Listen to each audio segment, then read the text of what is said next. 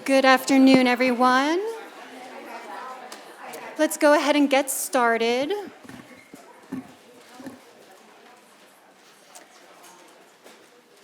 Thank you so much for taking the time out of your schedule to come to the city of Temecula today. Welcome to today's ELGL road trip session. My name is Lynn Kelly Later, and I am a member of ELGL, and I'm also with the city of Temecula in the Community Development Department. I am so excited that you're here to learn more about engaging our special needs community. The event today is just one of 27 events this week on the road trip series that's new and organized by ELGL. ELGL put together this series because we think it is important for high quality local government learning and networking to occur all year long in ways and places that are accessible for all of us.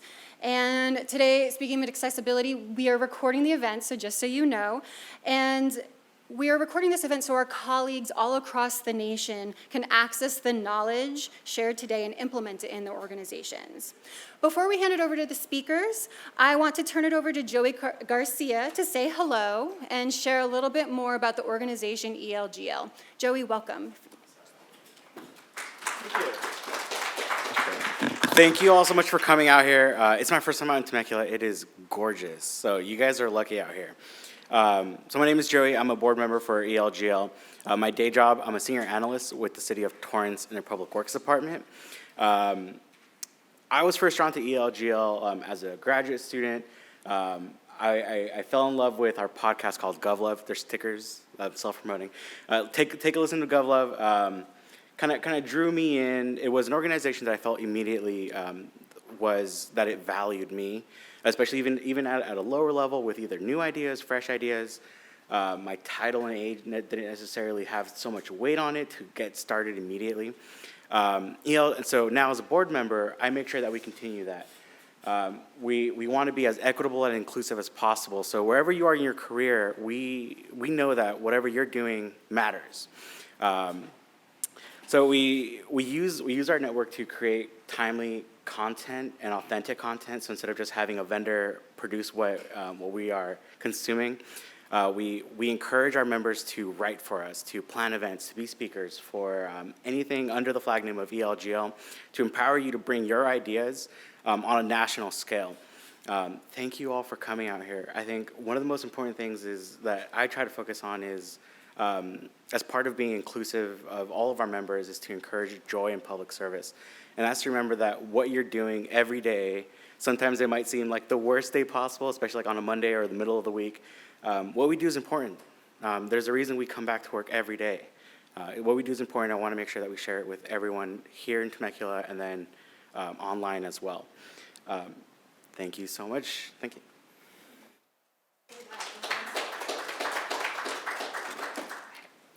So Joey mentioned joy in public service, and in ELGL, we take the work that we do in local government very seriously, but we don't take ourselves too seriously. So before we begin, because we have a relatively small group, I think it would be fun if we went around the room, introduced ourselves, and told everyone what is the best cereal of all time.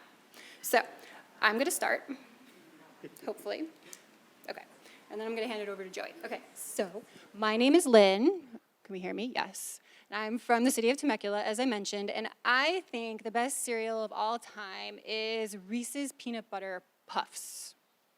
Joey? Yeah, that's candy for breakfast. Exactly. So I am a little more boring. I would say it's more cereal inspired. I love oatmeal. So I don't know if that counts as cereal, but I absolutely love oatmeal. So again, my name is Joey. I'm going to pass on the mic. I'm going to put everybody in the hot spot. Okay. I'm Yvette Martinez, Community Services Manager here for the City of Temecula, and I'll be speaking in a moment to you about our programs. But my favorite cereal, that's a tough one. I know. I have 3 boys, so we have a whole shelf in our pantry full of cereals, but I'm going to have to go with Cinnamon Toast Crunch. Oh, good choice, good choice. Hi, I'm Melanie Brown. I'm a paid intern with the finance department, and I would have to say Honey Bunches of Oats. That is my go-to cereal. All right, I'm passing it on. Hi, I'm Sandy Anderson with the Divine Path program of Fallbrook. And I would say, even though I don't eat it anymore, I used to love the Lucky Charms little marshmallows. So can't go wrong there. Especially the milk at the end, right? It's a rainbow. Okay. Good afternoon. My name is Toussaint Wade. I'm with the Department of Rehabilitation. I'm their regional business specialist for the Inland Empire, and I would have to say the best cereal of all time, Frosted Mini Wheats. And if you don't agree with me, well, that's just un-American.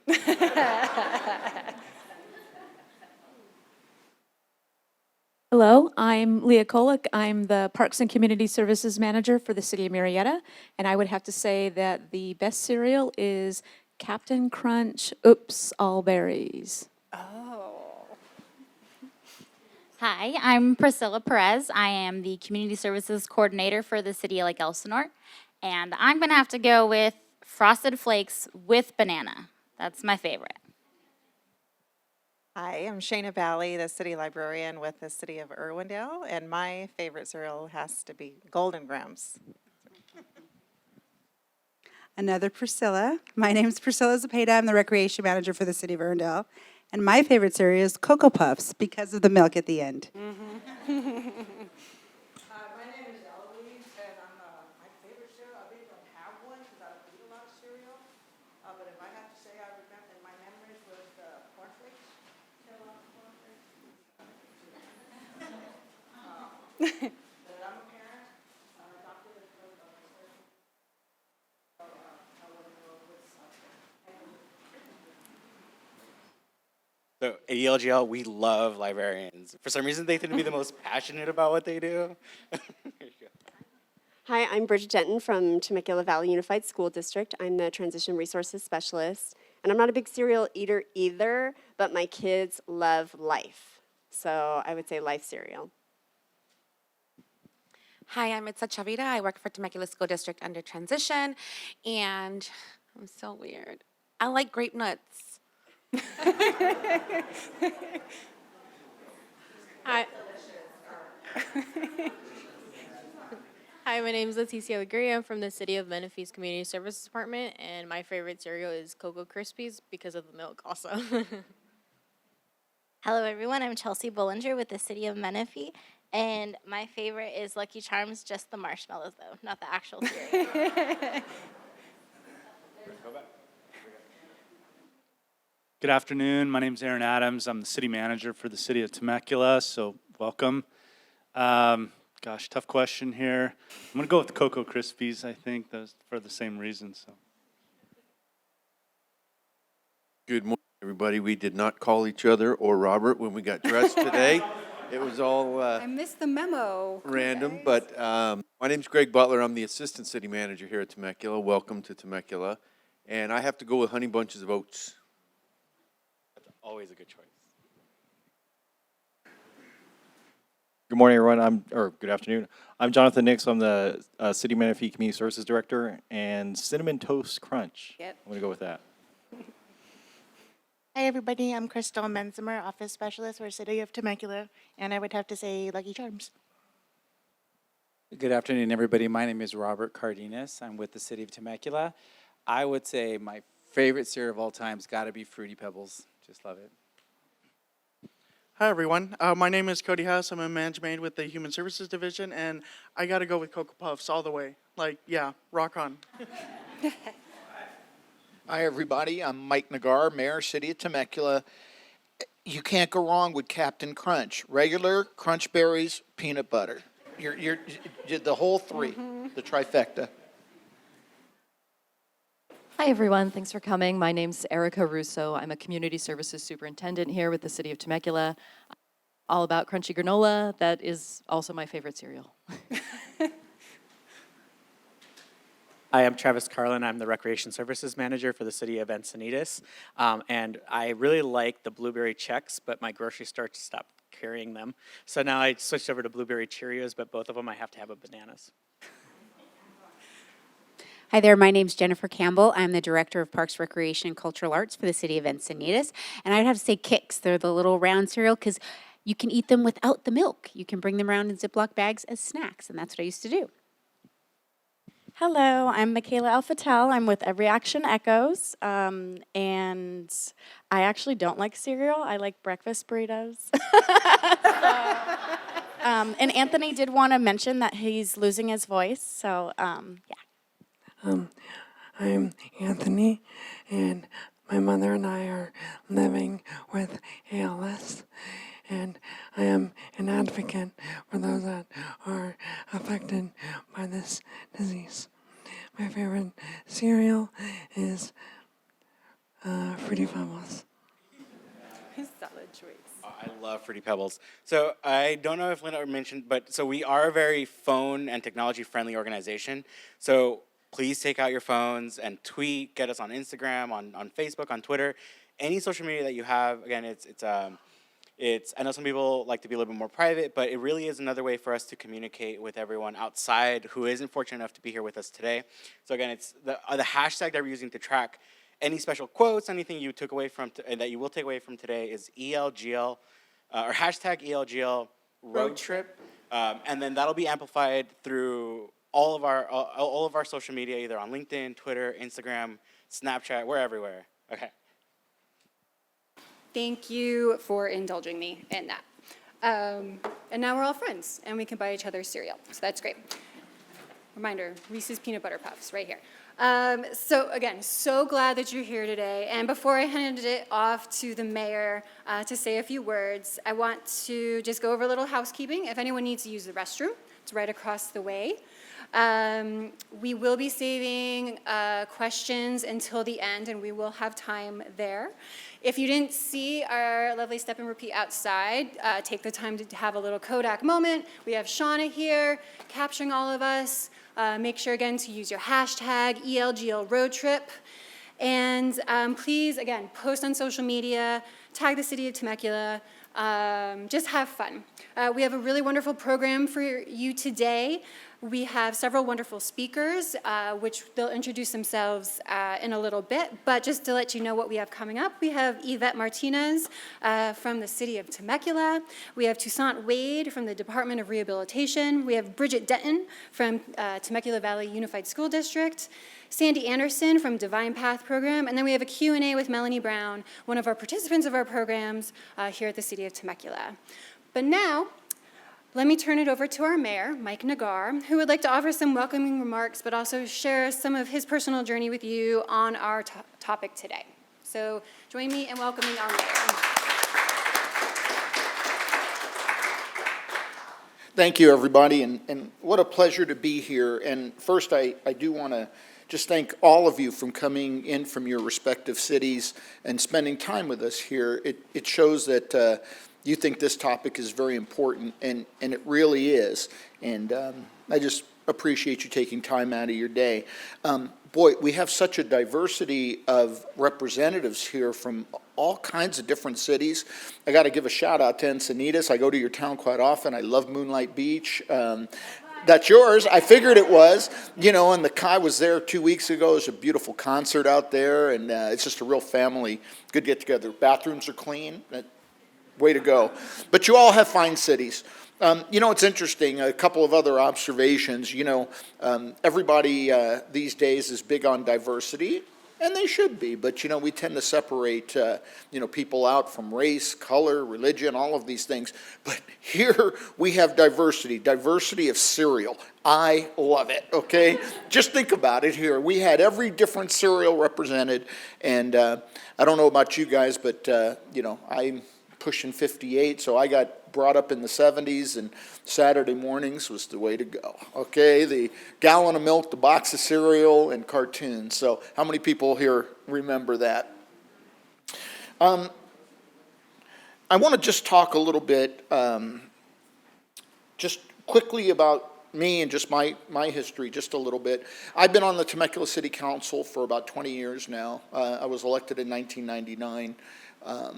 And I'm up for re-election next year. It'll be 21 years. Who knows what's going to happen? But when I had just won re-election in 2008, and I think that was my third term, if I recall.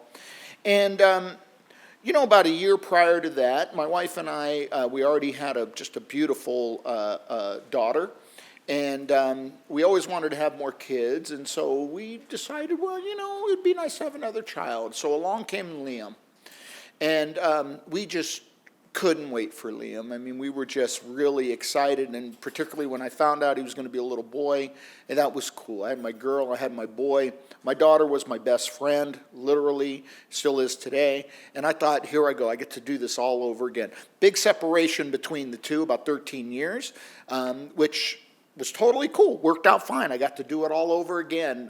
You know, all the football games and the soccer games and the school activities, all that was really neat. So Liam was born and we were ecstatic. But as time went by, we noticed things just weren't right with Liam. Okay, we couldn't really explain it. At first, you start thinking, well, you know, that's Liam. You're not really paying attention when we call him. Really wants to play alone. Tantrums out of the ordinary, which first caused me to say, hey, you know, I got to discipline this kid, okay? Young age, you know, he's pushing about 18 months. Hey, you better stop that, okay? Stop those tantrums, you know, those type of things. And he started doing other things, you know, in an evolution. Getting real excited, okay? Flapping his hands, other stimming behavior.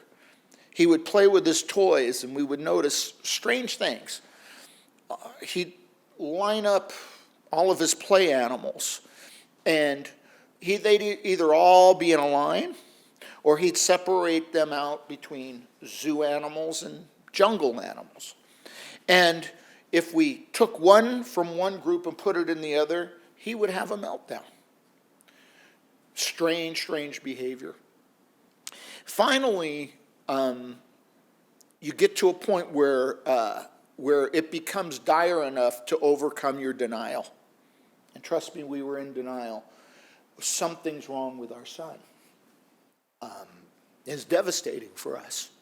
And forgive me, you know, I hate reliving this because it was a very tough time. So you start taking them, you know, to what do I do? Where do I even go? Well, where do you start to even look at this? I guess we go to our pediatrician. And the pediatrician, you know, he nibbled around the edges, but wouldn't, you know, come out and say anything. And now that I look back, he didn't want to. He didn't want to be the bearer of the news. And I notice I hesitate today to say bad news. Back then it was bad news. Today, really not so much, to be honest with you. But as we started to follow the trail to autism, what the heck is autism? I mean, what is this thing? The first thing that comes to mind is Rain Man. Okay, everybody, you hear the word autism. For years and years and years, you hear Rain Man. And is that it? Is that autism? Then as time goes by, you realize that it's a spectrum. Then there's high functioning, and there's low functioning, and there's mid functioning. Where's my son fall on this? How many books have I read? All the interventions, all the going to different doctors, osteopaths, and holistic medicine, and all of these things to try to find some sort of cure or some sort of intervention, something of that nature. It got to the point where, you know, my wife and I didn't know what to do. And so first thing I figured, well, I'm going to have to resign from the city council. I can't do this. I got to give him all my time and attention. We got something going on here. And of course, then we took him to Rady's Children's Center down in San Diego at the time. And blessings, we have a center here now in Murrieta, and that's pretty cool. We have representatives from Murrieta here. I wasn't sure. There you go. So great. You guys snagged Rady's, and they have I can get into it, but they have a wonderful preschool there and a bunch of other things. I toured it last week. It's beautiful. Sorry about that. And so they diagnosed him, autism spectrum disorder, and it's like it just hit like a ton of bricks, a real ton of bricks. I can't really take you through the evolution because there's just so much. What does this mean? How do we deal with it? What happens when I die? What does he need? How much money do I have to make? Who will take care of him? All of these things come washing over you, and they still wash over us today. We have a better handle on it. A lot of it is faith, I have to tell you, because I still don't have those answers. But all of those things never leave the mind. So now we're thrust into the autism community, or rather the special needs community. And I don't mind saying that that was devastating at first.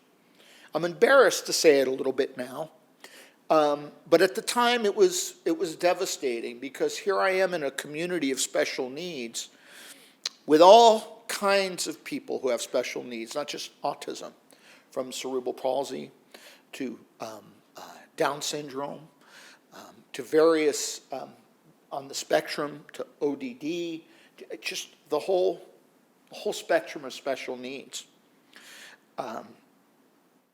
You go to school, or you take your child to summer school, especially because here in our district, and where's our district representative? I thought we, typically they hold them at one school. The past few years it's been at Temecula Valley. And all the special needs that go to summer school, particularly if you're in the middle school type thing, you'll all be there together. And if you go there, and I recommend everybody do next summer, maybe not in this group, but encourage all the people you know to go there, because you're going to see special needs of all kinds, and it will change your life. Because for me as a council member and mayor, it occurred to me that there's this shadow population out there that everybody has cast aside. And that was devastating. I didn't want to be cast aside. I didn't want my son to be cast aside. It was very painful to take my son to public places and see other children talking about him. That kid, he's kind of weird, yeah, loony, things like that. Or not want to play with him. It's very difficult for a parent to experience that. And of course, it reinforces, what's he going to do when he grows up? How am I going to protect him? Go and visit at summer school or special need classes, and encourage your friends or any community members or your council members to go, because it'll show you this shadow population in your community that's been cast aside and just not embraced. And so I had a decision to make, and I discussed it with my wife. It was either quit my political life or start to embrace what's happened to us and take it out to the community. With a leap of faith, and it was a leap of faith, because nobody really wants to share their personal story. I mean, for us it was, forgive me when I say this, at the time, it's not something we really wanted to share. But here I was, a person who's been in the public life for a long time, and here this happened to me. And again, we're people of faith, and so we just figured, well, that's the path now. And so I made our family situation public. And at the time, the current city council and all the city councils since then embraced all of it. And all of our staff embraced all of it. And we have started down the path of inclusion in everything that we do. I don't have the time, nor do I want to tread on other people's time, to talk about everything we're doing regarding inclusion. I suppose, Yvette, you're going to handle a lot of that, and the rest of my staff is going to handle a lot of that. But we started the Autism Task Force, which brought in all of the leaders from all of your respective cities here in Riverside County, mostly Southwest, and they all participated, and we went through it. What is autism? How does it present? The whole 9 yards, and it went into other special needs. And then council members took that back to their respective cities. Do we have Lake Elsinore representatives here? And very well done. You guys were really part of that. And any Wildemar representatives? I don't think so. But really took it to heart and went and started introducing inclusion programs into their community as well. Everybody knows Cody Lee if you saw America's Got Talent. And why do I bring up Cody?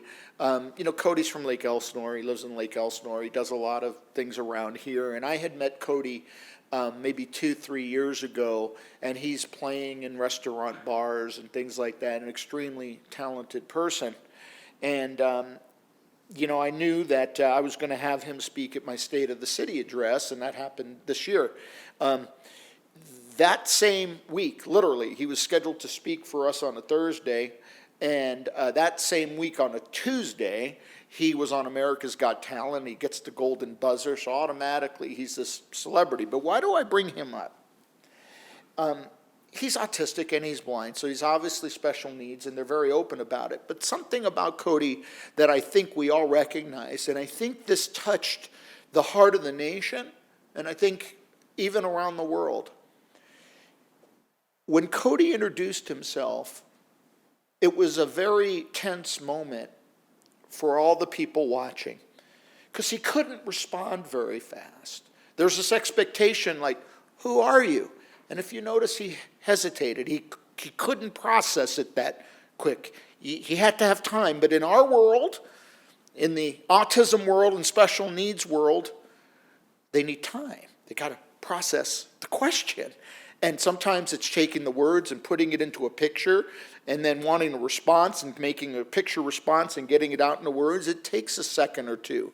But in our instant world, we're all used to responding very quickly, right? So I'm Cody. Oh, Cody, what? Cody Lee. He broke in. And so it was very difficult for people at first to watch him. And what are you going to do for us, Cody? Pause, pause, pause. This is television time now. It's not a comfortable pause. And he says, I'm going to sing a song for you. But he also says it with his autism present and his blindness present. And everybody's going, yeah, here we go.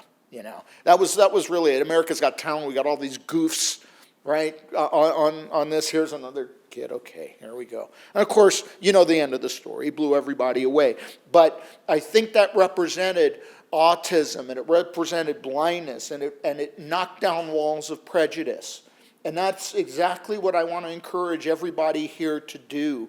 Our special needs adults, our special needs kiddos, they're not strange, okay? There's nothing wrong with them. I tell people about my son, he is autistic.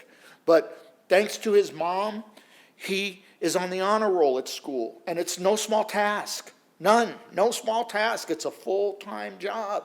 But he is all there. Do you hear what I'm saying? He's all there. And there are going to be people on the spectrum in various capacities of ability, but they're all there. Don't ever forget that. They are human and they are there. And I can only imagine the horror of being passed over because you can't respond quick enough, because nobody's patient. So I will tell you, it's our commitment here in the city of Temecula that does not occur.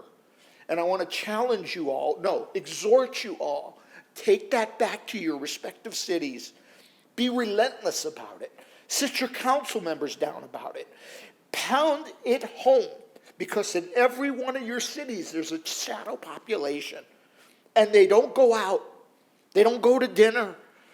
It's difficult to just get the wheelchair in the van, okay? It's an effort. And if you have more kids, you still have to deal with all of them.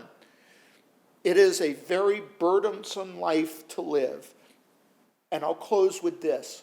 If we, in our government capacities, could lighten the load just a little bit, most of these families already rise to the occasion. And as time goes by, we don't really look at our son's autism as a disability anymore. We really don't. And so he just is who he is. We just don't draw the distinction, and we love him just the same. Again, I thank you for being here and for listening to my story, and I wish you all good work today, and the city of Temecula is willing to help you in any capacity that we can. The council here has made that commitment. Thank you very much.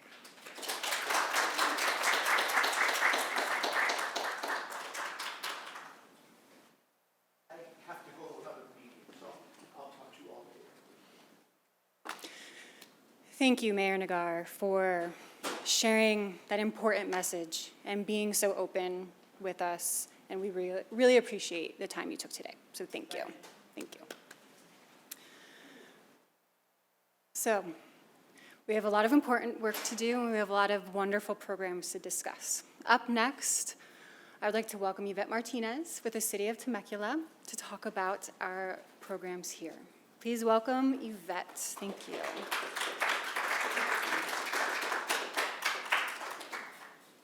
Thank you for the introduction, Lynn. And thank you, Lynn, for hosting the ELGL. So let's give it up for Lynn. Thank you. As you saw, Mayor Nagar is really the driving force and the champion behind inclusion here in Temecula.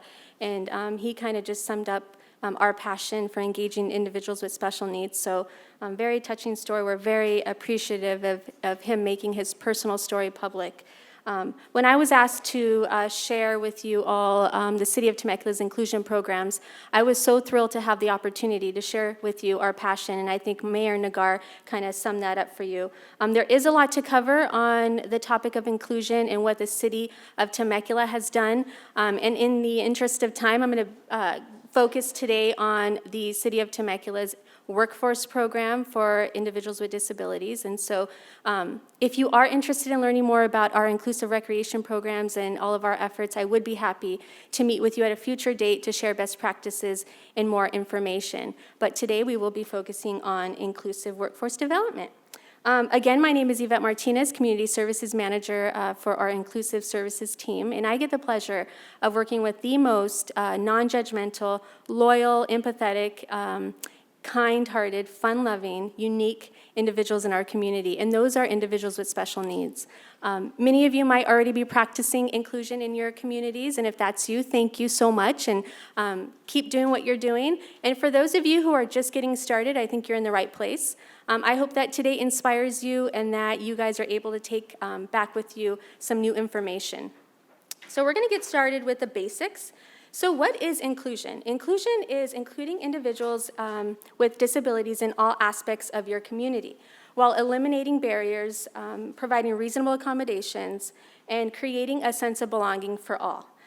The City of Temecula defines a person with a disability as somebody who exhibits a physical, cognitive, mental, or social need that requires reasonable accommodation to participate in public activity. And so what the city is doing is we're really trying to de-marginalize and destigmatize individuals with special needs. We want them to fully access and participate in all areas of public life. And so it's important to us that they are able to pursue their dreams like everyone else, regardless of their ability, and sort of reduce any limitations that they have. And so essentially what we've done is we've developed an inclusive services team of recreation staff that are dedicated to the ongoing support and accountability of inclusion in all of our organizational practices. So I'd like to start with a little background on how we got started. In 2009, the Temecula City Council, thanks to Mayor Nagar, directed our Community Services Department to adopt the Youth Master Plan Special Needs Addendum. I did include the Youth Master Plan Special Needs Addendum in your packets with you. For those of you who didn't get one, it's also available online, and I'd be happy to also email one to you. But basically, the Youth Master Plan took a community-based approach at identifying and canvassing the needs of our special needs community. It then charged us with a list of issues to address. And so it's helped us to focus on some of the challenges of providing productive, diverse, and healthy activities for youth and families with special needs. It's also helped us to sort of recognize that people with disabilities should and must be at the forefront of any successful fight for equality. And so our work here in Temecula is deeply rooted in the firm belief that everybody deserves respect, dignity, and self-determination. And so while community services and recreation is an important part of the quality of life of all of our residents, so is employment. And so I like to talk about employment. So as you can see, the unemployment rates for persons with disabilities is about 8%. That's more than twice the rate of those with no disabilities at 3.7%. So that kind of puts things into perspective for you. Every 100 people that are employed, only about 19 of those are those with special needs. So this is a challenge across all communities. And so what the city is doing, and I want you to take a look at this photo here. This is a photo of individuals with untapped talent. These students have extraordinary artistic and musical abilities. Some are able to hyper-focus and pay attention to detail. Others have the strong ability with mechanicals or IT skills. And they all have the same desires as us, to be successful in the workforce, to be productive, and to contribute to their community. And these are students from our Global Citizens Viticulture and Horticulture vocational program. It's a workforce program developed for individuals with special needs. And we have a two-track program. So we have a high school program that focuses on life and job skills in the summertime. And then throughout the year, we have a program for young adults, typically who are aged out of built-in supports and services, so around 22 years old. This particular workforce program, again, started as a basic life and job skills program. That was our first program about 4 years ago. We then decided that we would expand that program, and eventually we brought in our local wineries and vineyards. And so as a heart of Southern California's wine country, we thought what better way than to develop a program with our local wineries. And so here's some photos of that program. And while some of our students do decide to pursue a career in viticulture and horticulture, others decide to choose a different path. And that's okay, because the friendships, the teamwork, the sense of belonging, the confidence that they get from this program benefits them far more than anything else. And I think that's what makes this program so special. This is a city staff developed program. We developed the curriculum. We use the curriculum from the MSJC and the Cal State University of San Marcos curriculum, and we basically just modified that program. So it is all staff-led. We also rely on the help of college interns as well as volunteers. It's a 4-module program that basically integrates communication skills with hands-on vocational training skills. In order for us to address the diverse needs of our students and their learning styles, we do we conduct a learning and behavioral assessment. And so basically this allows us to implement a variety of different classroom and instructional modifications. And so we do things like visual cards, hands-on tactile activities, a lot of hands-on job training. We have 4 modules. Our first module focuses on soft skills. And so for this module, we really want our students to be successful with other people. So we focus on social skills, teamwork, problem solving, and work ethic.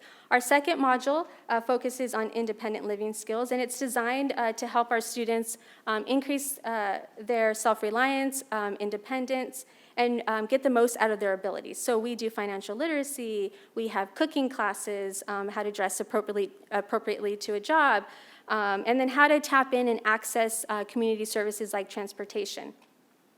Our third module focuses on job readiness skills. So we teach them about healthy work habits, how to build a resume, how to interview for a job. And then our main piece of the program is our vocational training piece, which incorporates viticulture, horticulture, hospitality. It's not limited to that. They do get a lot of options.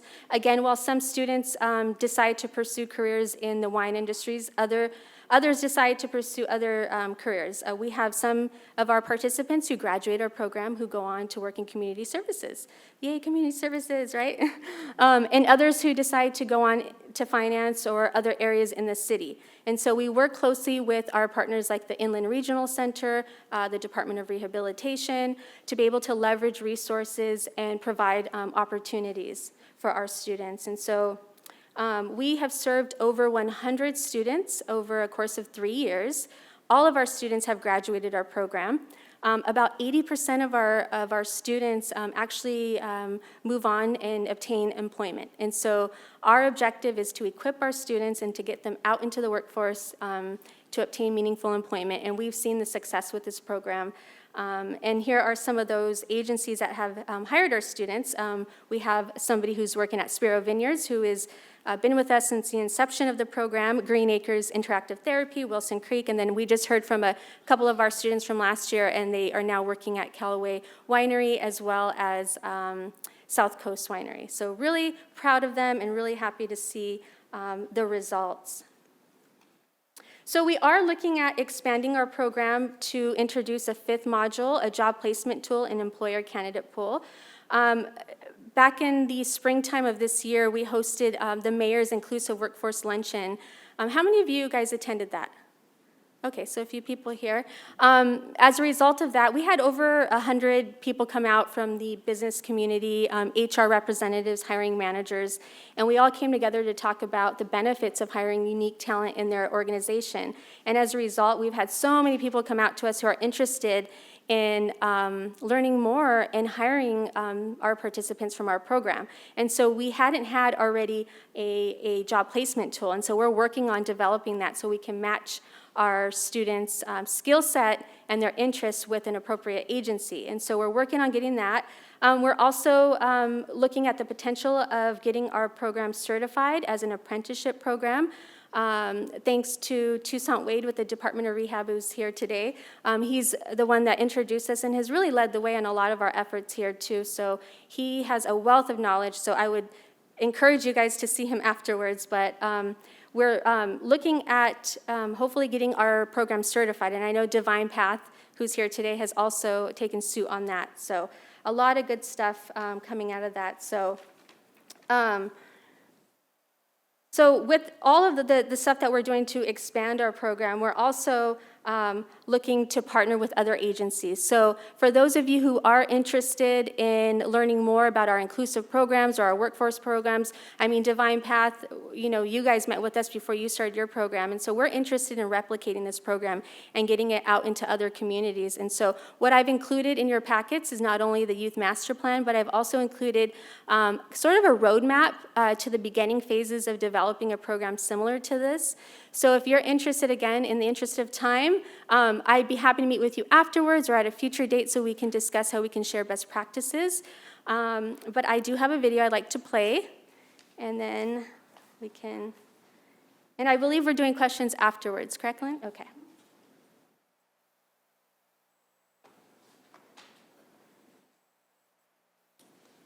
And this video is a highlight of our Global Citizens Viticulture program.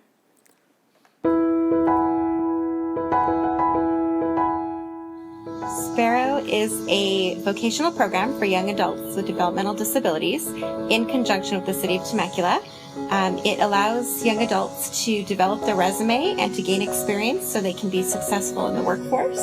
The idea was to set up a workshop, so to speak, where the skills could be practiced in isolation, and then eventually, when they became more capable, more proficient at the vineyard management aspects, then they would be ready to go and work in our local wine country.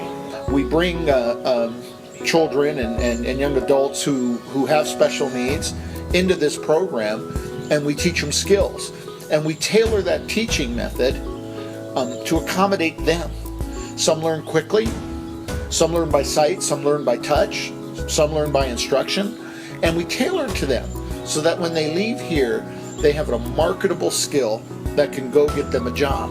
The viticulture program is just tailor-made for, job skills are included, but it's really tailor-made for those, if you're interested in working at the restaurant, let's say Ponte Restaurant or the hotel, they give you sort of the tools you need. Or if you're leaning towards the more hands-on experience, if you want to be in clusters and be out there in the field help growing the grapes, this is a great program to be in as well. The great thing about this program is that it is a hands-on program. Melanie was involved in a lot of programs that taught her how to write a resume. She knows how to write a resume, but that's where our money is going these days, is to, put these people in a classroom and say, here's how you interview. They know that, but they don't get an opportunity to be out here and do something with their hands and really learn and then have that turn into a job. Now, they may come to this program and find that viticulture or hospitality is not for them. However, that doesn't diminish the value that they get here, because while they're here, they learn teamwork, they learn camaraderie, they know the value of starting something and finishing something and accomplishing it. There's public speaking involved, so there's a lot of courage that comes out of that and interacting with their peers. Every young adult has strengths, every person. This Sparrow project is an opportunity to tease out those strengths. What are your passions in life? What do you want to do? And it may not, entirely be in viticulture, but through this viticulture program, they develop a self-esteem and a strength that then carries them throughout in other areas, and they feel positive, and they go into interviews, and they have experiences that they can then talk about and reflect on in a meaningful way. And in that whole process, we find that the young adult emerges, that person, that really sweet, special person inside that's always in there, finds a safe place to come out and emerge and to be really who God made them. And it's beautiful. You see the pride in their face and the dedication to the work. They have a work ethic that's really amazing. It's a group of people that understand the value of work, that greatly desire the opportunity to contribute to society. And for us, it's just our great pleasure to be a very small part of that journey for them.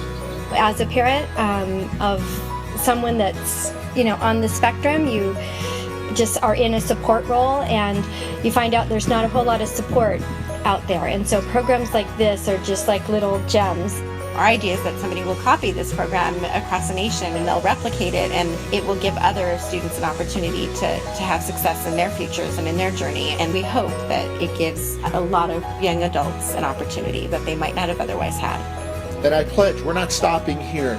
This model works, and there's a whole community out there that up to this point has considered themselves not part of the community because they felt there was no place for them. But there is a place for them, and we're making that place.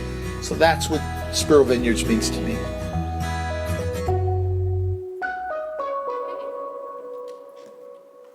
So at this time, thank you. At this time, I'd like to welcome Toussaint Wade, Regional Business Manager for the Department of Rehab. Did I get that right, Toussaint? Sure. Okay.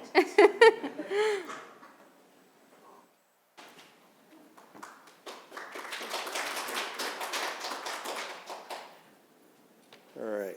I apologize. I was given homework. I was supposed to have a PowerPoint. I didn't do my homework, and so no PowerPoint. Typically, I do a 10-page plan with about 100 slides, and I bore you guys to death. But I won't do that today. Thank you, Eva, for the introduction. I promise you guys I am not that important. I'm not that good. What really makes the Department of Rehabilitation, let me not use my acronyms. What makes the Department of Rehabilitation, what we like to do is we like to work with individuals who have a desire to work. Specifically, we work with individuals with disabilities who have a desire to work. And we provide them resources and tools to help them achieve that goal. And we can't do that alone as a lone government agency. And so what we do is we look to our community partners, we look to other agencies, we look to businesses, and we say, hey, we're working with this population of people, and would you like to collaborate with us to make this happen? And through that course, these individuals, they're developing skills, they're realizing their abilities, they're getting that confidence.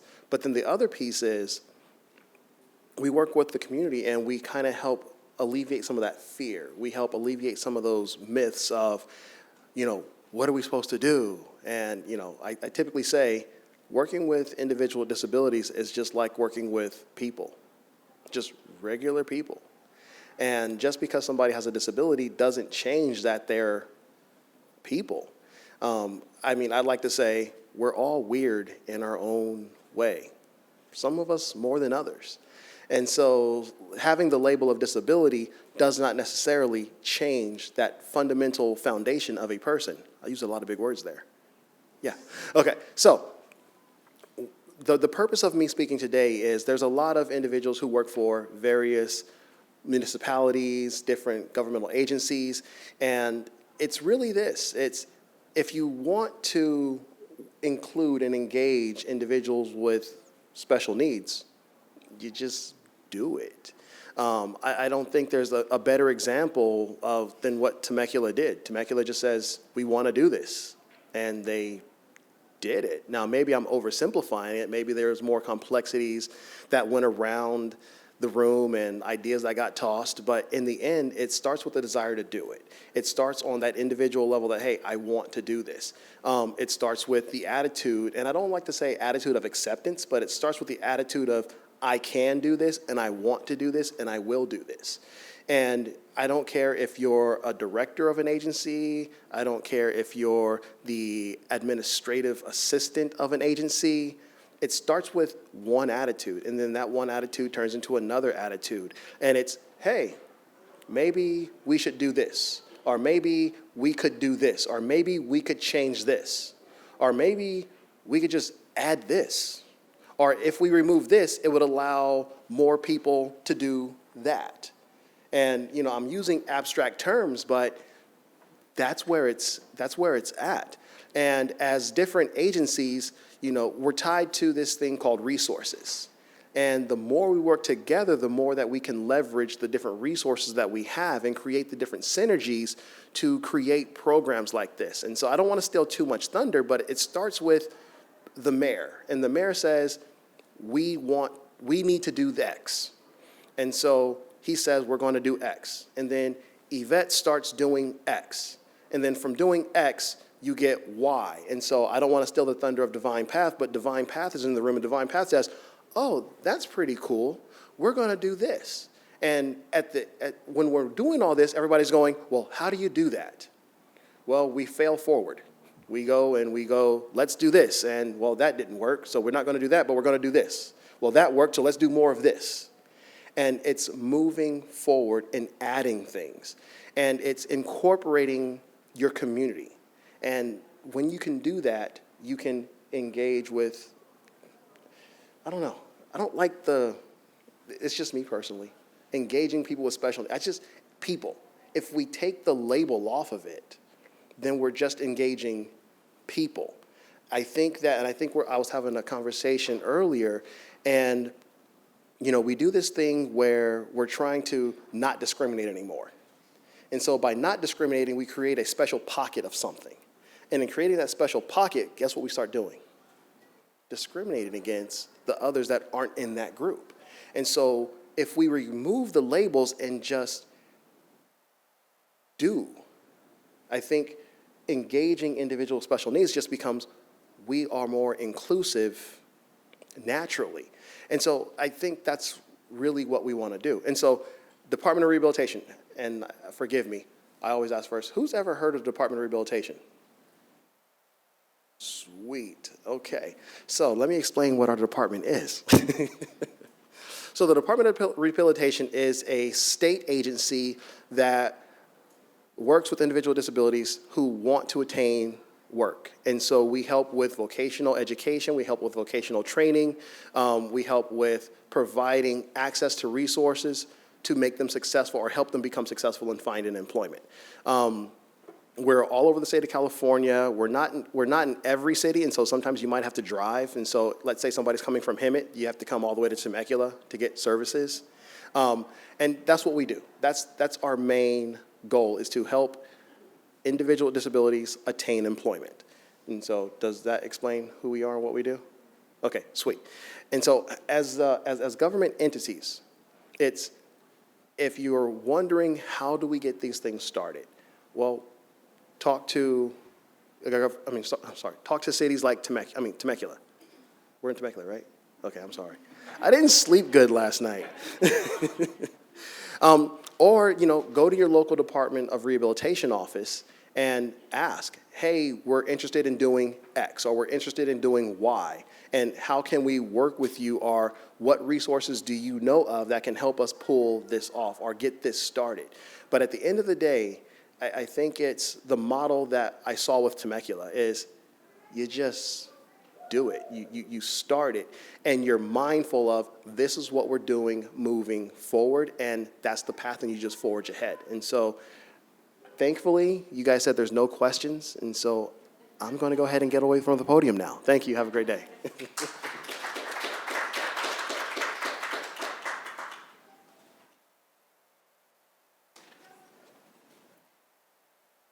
Can't leave that. That's important. Thank you, Tucson. Up next, I'd like to welcome Bridget Denton from Temecula Valley Unified School District.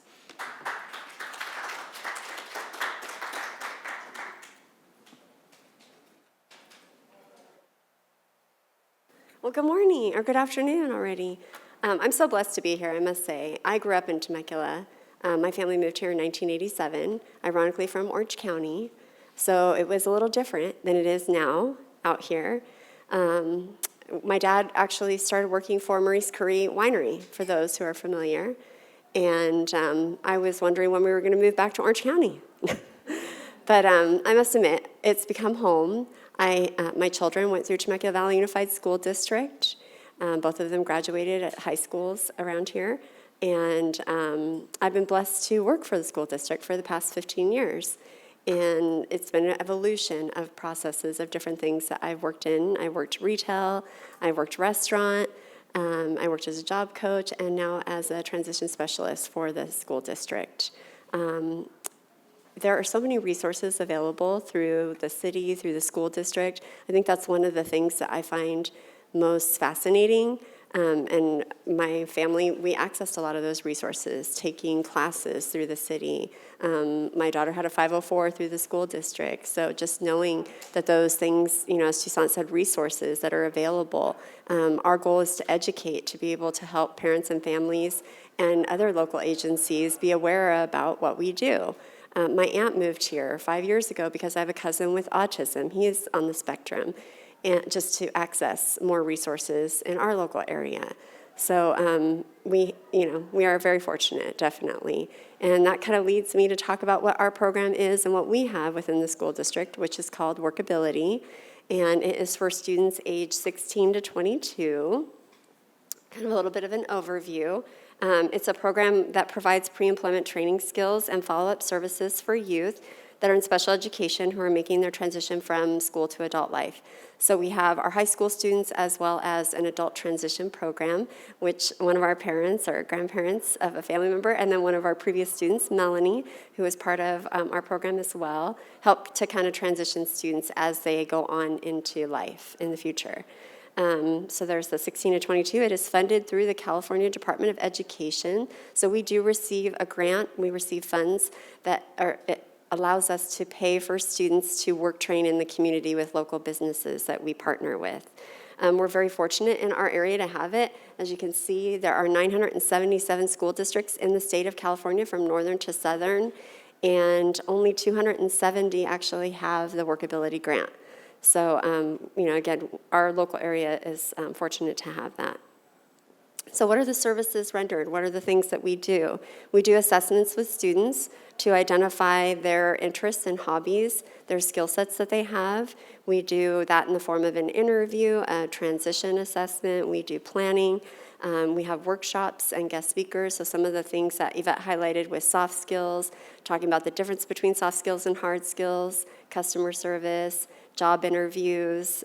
We engage our local community to help us with job interviews. So any businesses or people who are interested in doing that, we are constantly seeking to do that with our students. Educating them, empowering them with their disability, understanding what it is.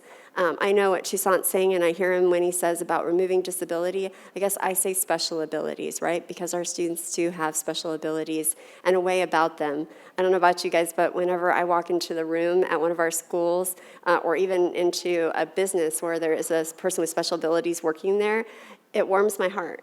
And it makes me feel they just have such a genuine way about them and the way that they present themselves. And it's almost like there's just no cares to the world. Everything is just good. And I love that. I think we should all have that mindset in the way that we approach things. We obviously empower them through their IEP process, the Individualized Education Plan, helping them to understand the processes of it, especially because we are working with that older population, so just helping them to understand their accommodations. And the agencies that are out there, like Department of Rehabilitation, we have Inland Regional Center, our viticulture program through the city. So just bringing those resources to families and parents. And then, of course, we want to find employment. Obviously, we're not an employment agency, but we want to help them to find what is out there. When there's job fairs that the city or others have, researching jobs. Is this the right job for me? What's required for it? Interview skills, references. Who can I use as a reference? Do I use mom, or do I use someone that I did community service with? So we're just kind of helping them to understand that. We do a lot of role play with our students, so that way they can feel comfortable before they go out there in the community and do it. We do applications with them and trainings. We partner with CVS, that's one of our big partners. And so we talk about virtual job tryout and how they work through different scenarios within the job setting. So what businesses receive is job-ready workers, obviously, because they've gone through a lot of those processes that I previously described. It's a pre-screened applicant in essence. They've already received a lot of information from us. Workers whose skills are assessed and hopefully are matched and paired with that business and their needs. And we pay, obviously, again, because we have a grant, so we pay them minimum wage at $12 an hour. That's what it is presently. And we also cover workers' comp and liability for the students when they go out and get to work. So here are some of our partners that we currently have. We continue to grow and are always seeking new partnerships. So anybody know of someone, please let me know afterwards. We're very fortunate to have the Daffo Winery, that's a recent one. Pizza Factory, Walgreens, Chick-fil-A is a longstanding partner, for the city as well. Old Navy, J. Carter's, 1909. So we're very fortunate to have a diverse employment group. And quite a few of them have direct hired our students after they've gone through the process of workability. That's one of the things that I think is so ideal, is employers are getting that job tryout, in essence, to be able to see how that candidate's going to be and if it is going to be a good fit for them. So it's just a wonderful opportunity as a whole. And forgive me for a second, I'm going to try to find my video.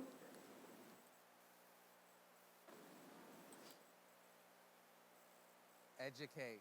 Employ, empower. As we remember our first job. Educate. Employ, empower. As we remember our first jobs, how did we feel? The excitement is awesome. I just got hired my first job. I am really happy.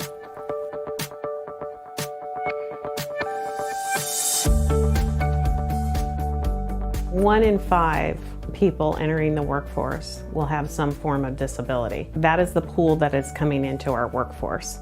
And why wouldn't we want to embrace that? I would encourage kids to do workability because it teaches you that you can succeed in the real world, and it teaches you that you are not your disability.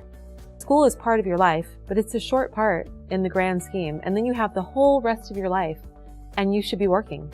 Work is really important, and I feel like it keeps you busy and happy. It has proven to me as a parent that I have a son who's employable.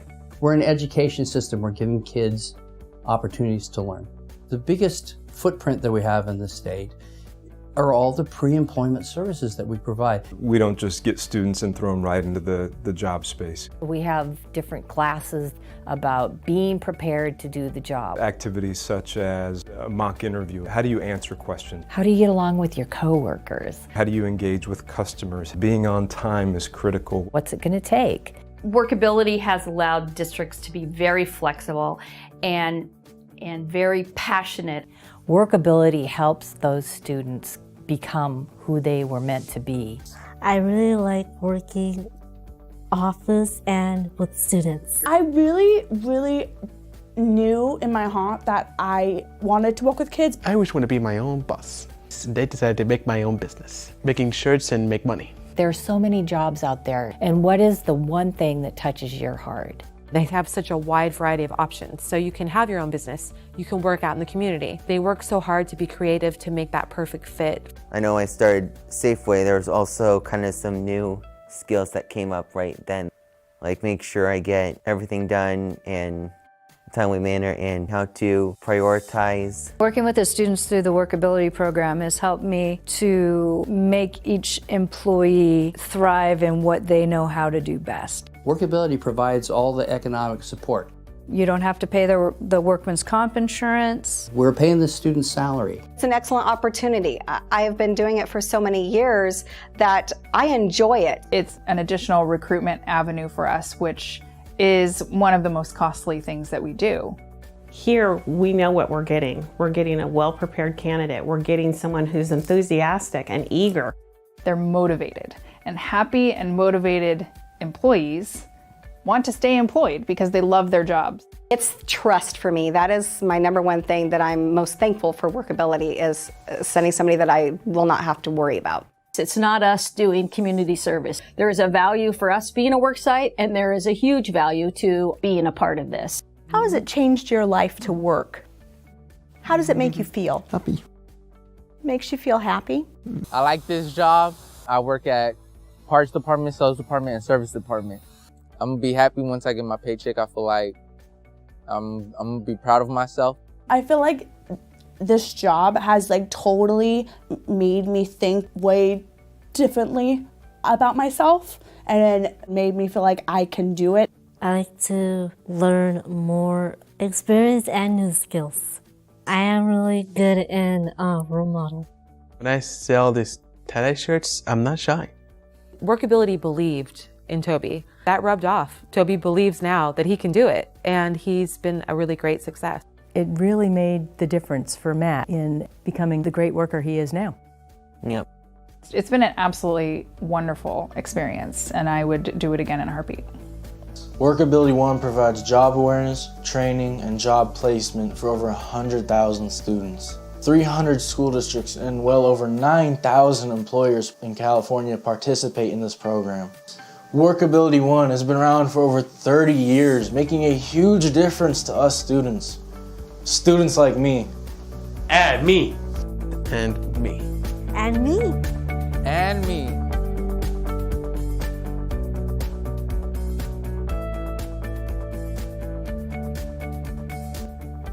So I guess I just needed to show you the video, right? I didn't even need to come up here and talk. One of the things I wanted to highlight though is that as part of Workability, we also provide job coach support for our students. So some of our students may need that extra little bit in the community first to transition them into working independently. So an adult like myself will go out with them to help them to understand. They'll kind of be that mediator, that middle person for the employer, so that way it doesn't take away time from the business and still helps educate the student. And then we have our independent workers who are totally ready, and they've gone through all of our workshops that we have, similar to the modules that the city does, and it allows the student to just transition right into the natural environment with the business place.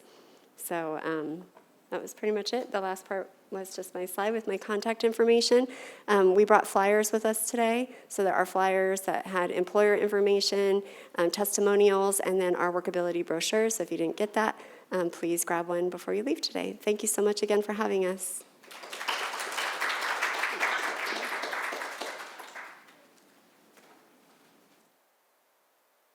Thank you, Bridget. Next, I'd like to welcome Sandy Anderson from the Divine Path program. Welcome, Sandy.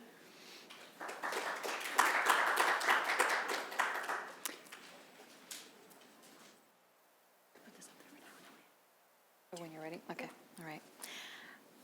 Good afternoon. I'm so happy to be here today.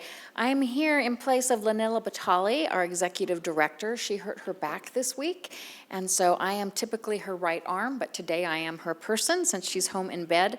But I am very happy to be here. And we would not be here, Divine Path would not be here today if it was not for the city of Temecula and Yvette. So Divine Path's director, Lanella Batali, came with a student to the viticulture program in Temecula, and they fell in love with it. And she says, wow, we have a ranch in Fallbrook. Maybe we could do something like this. And then my son attended the viticulture program, and we fell in love with it. And so she and I were talking, and so much more needed to be done for this level of student that were typically just home sitting behind their computers. They didn't have programs that fit them. They were too high functioning for a regular day program. Not enough support that they could just go off to college. So we thought, what could we do? And she's like, you know what? We have our property. They cut down their orchards. They planted vineyards. And we had a perfect place to start a program. And so in conjunction with Yvette and Cody and Temecula and their program, was like, why reinvent the wheel? Well, let's work together with you. And they have just blessed us amazingly with the program and the curriculum, and we took it and ran with it. And so now we're just about ready to graduate our first class. We've just been around for barely even a year. And so our specialty is in the viticulture, agriculture, the hospitality, and the arts. Our students come twice a week. It's very similar to what you saw presented with the Temecula program. And we're bringing in, it's run by facilitators, but we're bringing in top people in their professions, people that are soil experts, professors from junior colleges, falconry. We've taken our team out to the falconers and work with the falcons. Everything that you can think of, we've got the best people coming in and speaking to our students.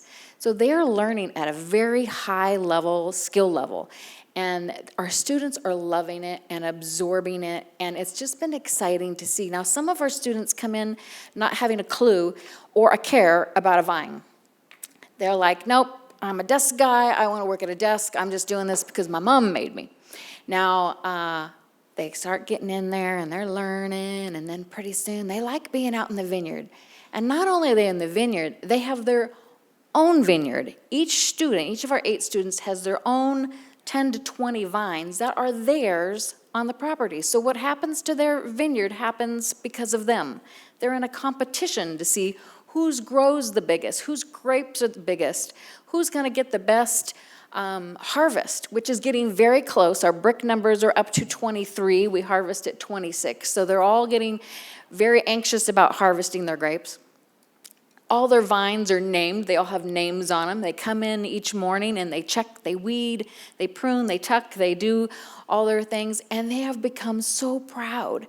And we have several students now that went, there's no way I'm going to a desk job. No way. I am in viticulture. I want to run my own crew. I want to work at a winery. And you know what? This last week, they got hired by Toasted Oaks. 3 of our guys were there with their Christina, who's running that part of the program. They worked a full day. They worked 7 hours, harvested. Yeah, they went slower than maybe your typical vineyard worker that's been doing it a long time, but these guys are great, and they're doing an awesome job. And the community is falling in love with our students. So not only are we teaching and training, but we're providing opportunities for them included out in the community. So we have an opportunity with mainly Mozart, who in San Diego, it's the symphony that's off-season from the San Diego Symphony. And they had a symposium with autism, and artists with autism, and they hired our hospitality team to put together their, okay, see if I can say it right, I've never been able to say it, charcuterie boards. I call it the Lunchables, but it's a really nice, beautiful board that you do when you have a party. And they presented the whole board. They cut up all the vegetables and the cheeses, and they make it's a beautiful avocado board with handles. We also work with the workability group at the Fallbrook High School. They help make the boards. And so it mainly Mozart, which is a big deal, that our guys came and presented and had their beautiful display and had people coming and serving them, and they're all been have their food handlers and all these different things. That it's not just about the vines, but now it's okay, we're eating what's off of our vines, we're presenting it to the community. Some of them were so excited that when Dr. Temple Grandin came into the room, because she was at the event, they wanted to get some pictures. One of our guys said, nope, I'm here. I have to be in charge of my board. This is my job. I need to stay at my job. I can talk to Dr. Grandin later. I mean, the dedication has been amazing. So other opportunities that we do, we work with the wine growers in Fallbrook is fairly new. And so we've started going to their monthly meetings. And our students have gotten up and presented. They're turning into amazing public speakers, sharing their stories, just like I've told you. I wanted to be in computers, no longer I want to be in the vines. This is my job path. This is where I'm happy. This is where I'm supposed to be. And so then the wine growers see our guys and see their passion, see their talent. We literally have them lined up waiting for our crews. My grapes are ready. Can I hire your guys? And we're like we only have 8 in our first group, so we got to get ready for our next group coming in February because we have companies now that want our students. One of our gals, I want to tell you Jennifer's story real quick. Jennifer was in just a typical day program, which was fine. It met her needs, but she wasn't feeling satisfied and kept telling her mom, I need something more. She heard about Divine Path program, and she asked, can I do this? Do you think I could do this? And we're like, sure, we'll bring you in. Well, she loves it. She enjoys it. She went out when we do the hospitalities, but it was really hard for her to get which cheese was in which box and which bag and which fruit. She got really frustrated and really anxious, and that stressed her out. But what we noticed was she was the best one at the table greeting everybody coming in. Everybody fell in love with her. So we're like, okay, what other opportunities can we provide her that? Well, when our guys are out in the community learning from all these different vineyards and these different wineries, this one company right here at Myrtle Creek Nursery spotted Jennifer, that how kind she was and how polite she was, because we work on all those skills. They said, we want to hire Jennifer. She's already started her new job. She's working part-time on weekends now, and she's loving it, and her winery loves her. So it's been really exciting. And not only is it the opportunities of the viticulture and the hospitality, now we also have young people that are doing video programs, and they're doing the videos of how do you cut a vine, how do you tuck a vine. And so his job now is creating video productions. So maybe someday your winery will call and say, I need a video from my winery. Can you help us do a video? Yes, we can, because we have people that are skilled in that. But now they know about the whole product because they've learned all about the vine. So we would not be here today, like I said, so thank you very much. We're working with Hassan, and he's just been amazing. And we are so excited about getting the right labels, the right things. He explained that. And we are just really excited how in such a short time, because our people are passionate. Our town is passionate. We're working with the Save Our Forest. They did a painted bench event, and they asked for one of our artists. Can you do that? So it's really cool how the whole community is loving on our young adults, and we just can't wait to see what's going to happen next year. So we have a video that I want to show you, and if you could help me on that.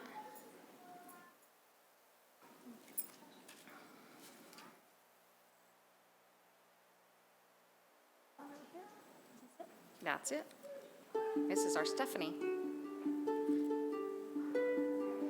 Stephanie came from a workability program from Fallbrook High School, and Batali Ranch has hired her to be working in the vineyards, so you'll see her.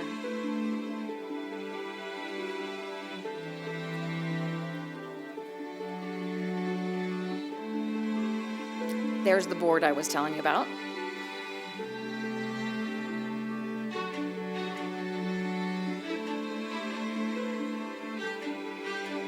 Here we are at one of our parties, one of our vineyards. They also make cards. Feeling a wave coming on. A little purplish, green and purple. You can get their product in Fallbrook if you'd love to come visit our town.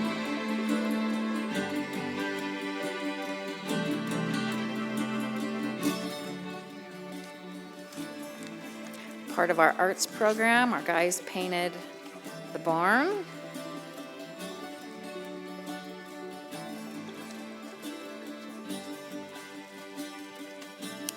my son.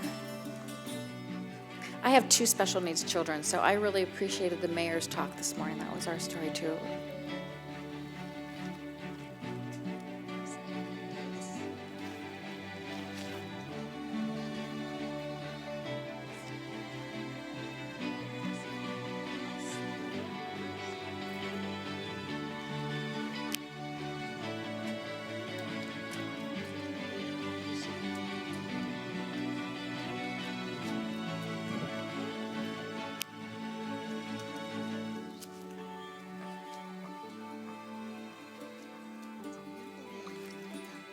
You can see our vineyards down here in the back. Anytime we would love to have anybody come and visit, please give us a call. You can do that.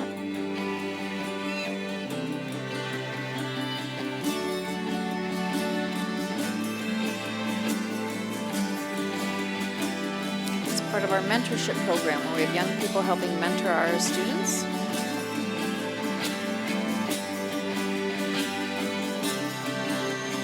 We had a team with Walk Through the Vines here in Temecula.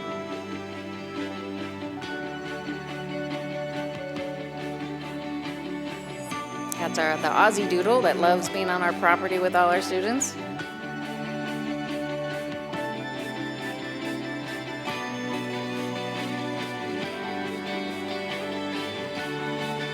They just completed their CPR. And yes, you can kiss an alpaca if you need to. This was the favorite field trip for everyone, was the falconry. We saw our students go from being afraid and unsure to being confident.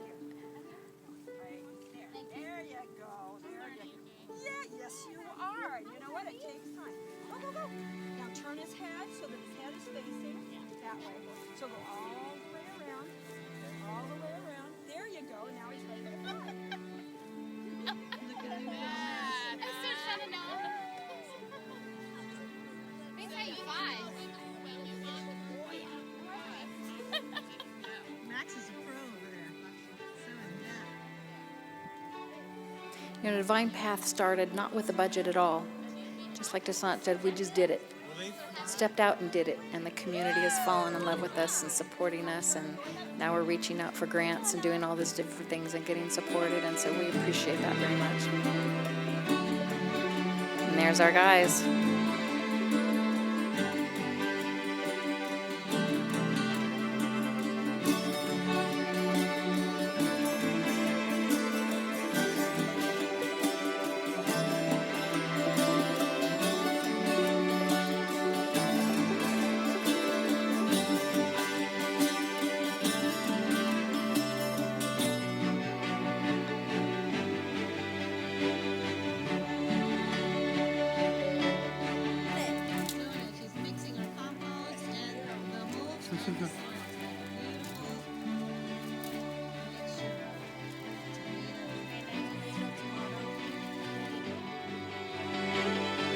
It's all the vegetable gardens that they've been working with.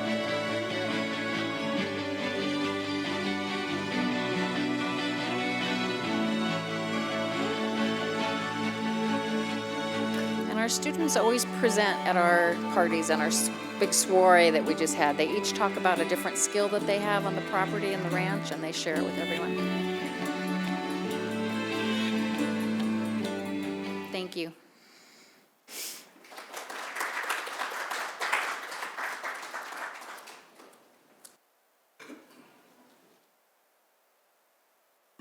Thank you so much, Sandy, and especially being here last minute. We really appreciate you coming today.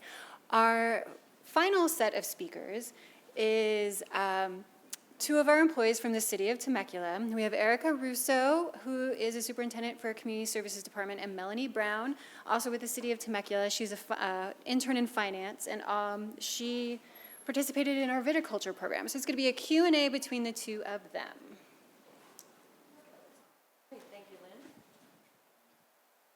Let's see. Oh, there we go. Okay, little lag. Is the location of the chairs okay for you? Does that work? Great, thanks.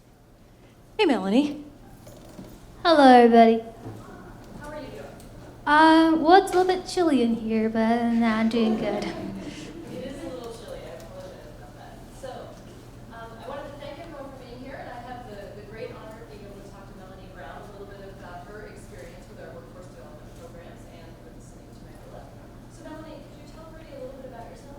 Yes, of course. Hi, I'm Melanie Brown. I'm a paid intern for the finance department. What are your hobbies? What do you like to do for fun? Gosh, hobbies. Not to be honest, not really a whole lot. I like talking about my two dogs. I have a border collie named Molly, and I have a tweenie named Kirby, and Molly is like, she's an adult dog, but she still has those puppy tendencies. She loves to play, so I like to rep house her quite a bit. So enjoy playing with my dogs. So, Melanie, could you share how you found out about the Global Citizens Program? Oh my gosh, that was like years ago. So I found out with actually my friend Kelly. She I think she either called me or sent me a text, and she said there was the city of Temecula was having a summer program, and I should go check it out. So I went to the Global Citizens, and it actually it's a good program because it gives you the tools that you need. So it goes through everything from like they do mock interviews, they help you with your resume. So they definitely give you the tools that you really need to actually find a job. So that's actually very helpful. So we got to see a little bit in the video that Yvette showed earlier. What was your favorite part of that program, working with Spirit Agents? Oh my gosh, I would say the hands-on. I mean, yeah, they have a lot of instructions well, actually, when I was in viniculture program, my instructors were different. It was Andrew and Mary, and you know that they do a lot of instructions where they teach you everything from the types of grapes and things like that. So that's fun. But to me, what absolutely was fun was actually going out there and having that hands-on experience. I think that's very important to take what you're learning in the classroom and then you go ahead and applying it. So that was kind of fun. So, going from the instruction where they give you a graph, so they show you the graph of the different parts of the vine. So they show you that, and then you take that and you actually see what they're talking about. So that's actually what's kind of cool. That is cool. So, we're recording this and people are going to watch it. Maybe weren't able to attend today. So if somebody's watching this and they're thinking maybe they would be interested in the Global Citizens Program, what would your advice to them be, or what would you want to share with them about it? Well, if they're interested, I say go for it, because you have people there that they want you to exceed in whatever it is you want to pursue in life, and I think it's important to have that support. So it basically giving you, I like to maybe paint a picture, so like you have like this toolbox, so they give you the tools that you need, and so yeah, for your career, that's what I'm saying, yes. So speaking of your career, how did you, tell us a little bit about how you went from being part of that Global Citizens Program and now you're a paid intern with the city of Temecula. Walk us through it. What was your experience? So that's how I started. I started with the Global Citizens Program. So I wasn't always in the finance department. I actually started, Yvette Martinez used to be my boss a long time ago. So I started in community services, and that's always fun because there's a whole bunch of events you get to do, and working together as a team and organizing the events and actually being part of the community and watching the community come out, and you get to kind of interact, and that's always kind of fun. So I love doing that. Not that I don't like being with the finance department. The finance department is just more like, I feel a little more isolated now. I don't get that, I don't get to interact with people that very much. So when Yvette invites me to do something like this, like, yay, I get to, I get to interact with people and not just work on the computer all day long. But that's how I started, and I got a call from saying that the finance department needed help. Okay, well, Yvette told me, like, oh, the finance department needs help. All you'd be doing is stuffing envelopes, and it's really simple, whatever. I'm like, okay. So I go doing that, and it's much more than just stuffing envelopes. For the most part, I really do like this. I really do like my coworkers in that department. Everyone's been really nice. I think last year we did a color run together. That was fun. So basically, what I do is I do a lot with the financial documents. So basically, I just scan all the financial documents and just kind of input that. Gosh, how to explain it? It's a little more complicated. So basically, just scan all the documents and put all that data into the computer for the most part. How long have you been in finance for now? I have no idea. Well, we know that we're more fun in community services, so we're always welcome. Yeah, they are the fun group, actually. So, Melanie, what would you like people to know about employing individuals with disabilities or special needs? Gosh, what would you guys like to know?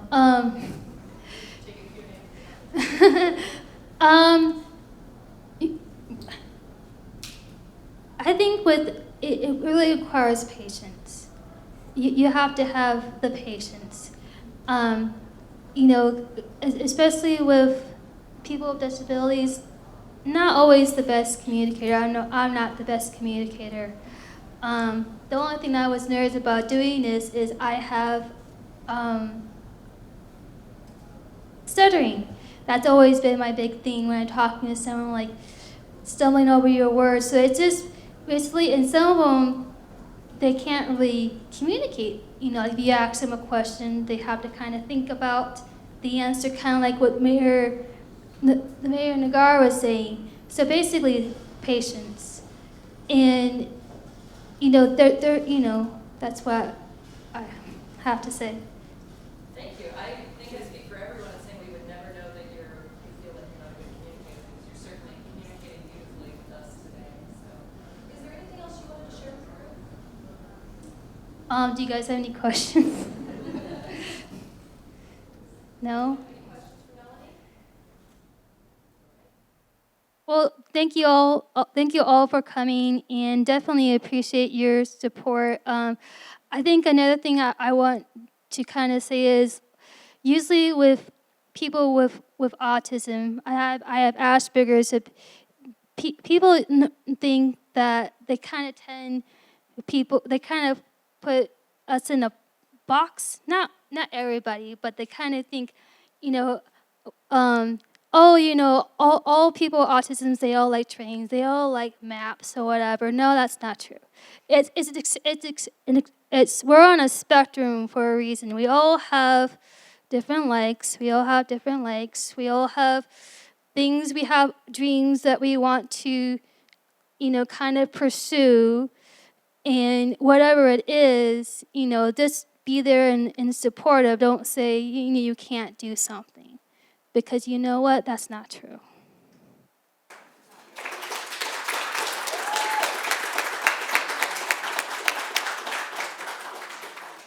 I think that'd be it. Thank you so much, Melanie. That was really wonderful. And if we could all just give Melanie another round of applause. Thank you so much, Melanie and Erica. So that wraps up our speakers. We do have time for questions and answers. I have one microphone. Cody, can I borrow you to run the microphone if we have any questions or answers that we need? Does anyone have any questions they want to ask of our wonderful speakers today?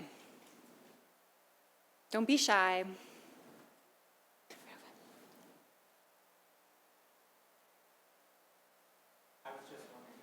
Sorry. I was just wondering, I've worked for a city before that had very extensive program, and I remember back when we were working through that program that it was a pretty hefty budget, and I was wondering what is Temecula's budget for that program? Good question. Erica or Yvette, can you elaborate on that? Well, we rely heavily on the support from local nonprofits and for-profits, and the way we kind of establish our programs is really through the help of a lot of generous in-kind donations. Like, for example, we had in order for us to provide some of the on-the-job training, we rely heavily on our wineries, and they do it all in kind. The tours, the speakers. With our program, the viticulture program, we actually have the vineyard manager at Wilson Creek, Greg Pena Royale. He's also the viticulture professor at MSJC, and he's kind of our consultant. So he's our go-to guy, and he helps us facilitate a lot of our instructional classes. But yeah, again, going back to that, we rely heavily on leveraging resources and funding through local businesses. We also were able to get a grant through the WRCOG to sustain the program, which helped us over the last few years. Do you have anything to add? No, I would just say from the administrative side, in terms of staffing, that we run a pretty tight staffing model here within the city in general, and particularly in our community services department. So within Yvette's two divisions, she's over the senior services division and the human services, inclusive services divisions. And between those two divisions, we have 2 full-time benefited staff, and then probably 7 or 8, depending on time of year, part-time project staff that really kind of split their time between those two.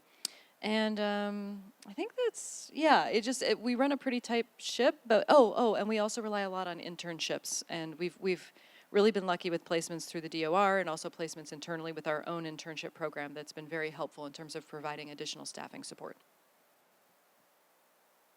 We have a question in the back. This is again probably for you. What do you do in terms of training for your staff in working in these programs? And if so, where do you find the training? Because that's what I'm really struggling with.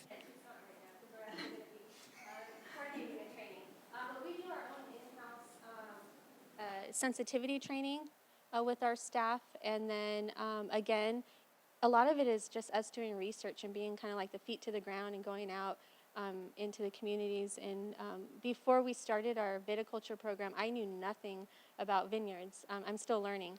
And so a lot of it is just research, but in terms of our staff and how to interact, we do our own in-house sensitivity training. That's all done through staff. So I train my staff, and then they train others. But we also, again, leverage resources. And so I know that the Department of Rehab, and I'll pass it over to you. But the Department of Rehab, you guys offer a sensitivity.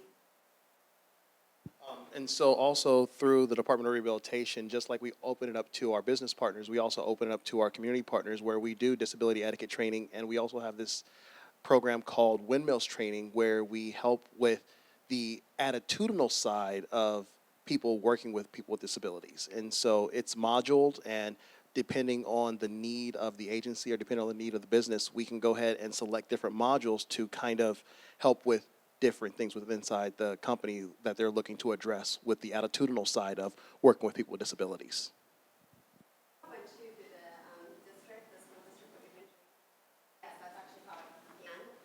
It's called Understanding People with Challenges. And so what we did is we did strategies and struggles, since obviously disclosure is up to the client or to the person if they want to disclose their disability. So what we did is we took each of the different ones, whether it was autism, Down syndrome, kind of give a description, a picture of what it looked like, and then the strategies for the business or the employees to work alongside that person to kind of better understand.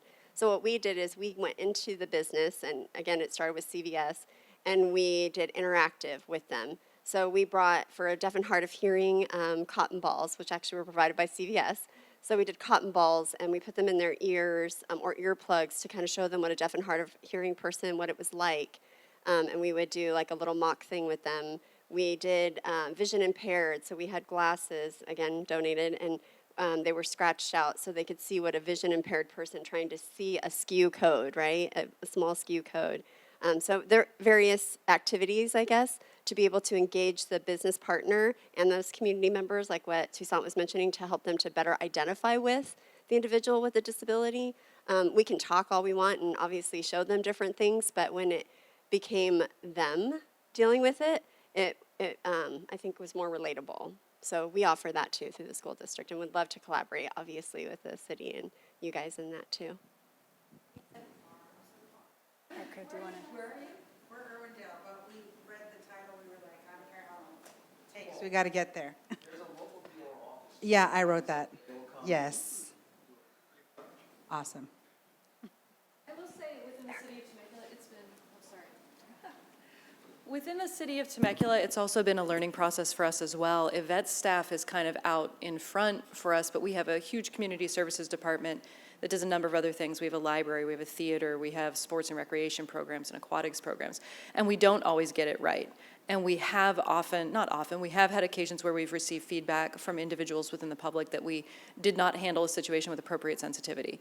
And so part of that is not just this training for the staff who are directly involved in the programs, but for all of your frontline public staff who are public facing. And we've been using, Yvette and her staff to then come in and do sensitivity training for the rest of our staff. But it's just something to bear in mind. It's not just the dedicated programs. In fact, we don't want it to be just the dedicated programs. We ultimately want it to be all of our programs, all of our services, all of our facilities to be equally sensitive, knowledgeable, and inclusive.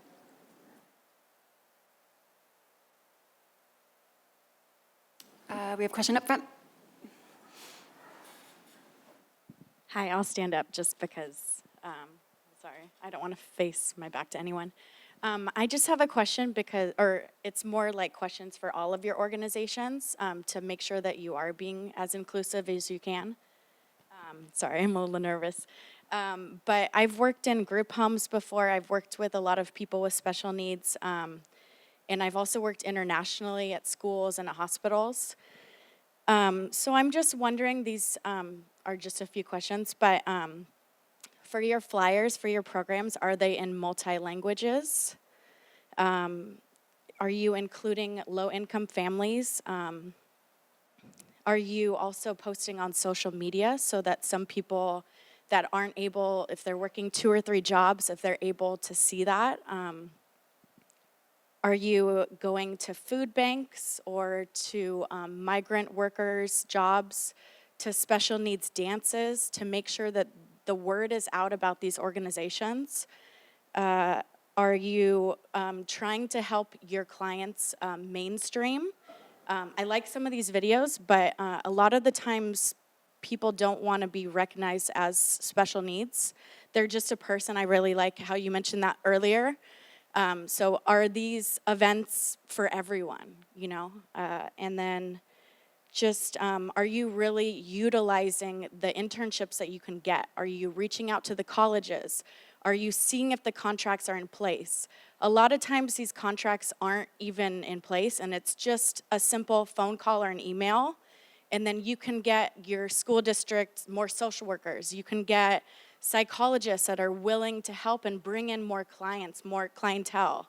So yeah, sorry. Well, thank you for that.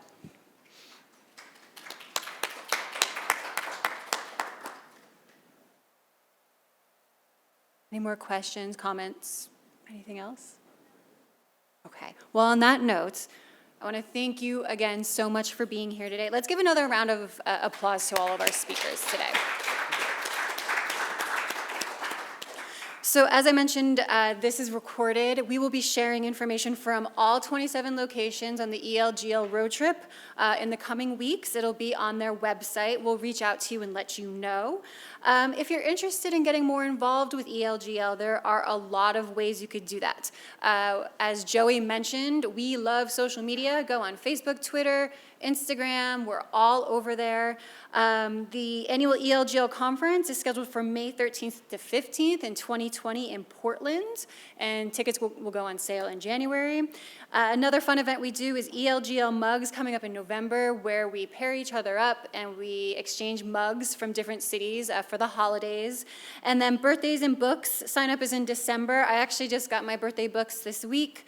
And so we match up with each other and we send fellow ELGL members our favorite books, and we chat about them. It's great. So again, thank you again for coming today and for the work that you do for our communities. Thank you so much.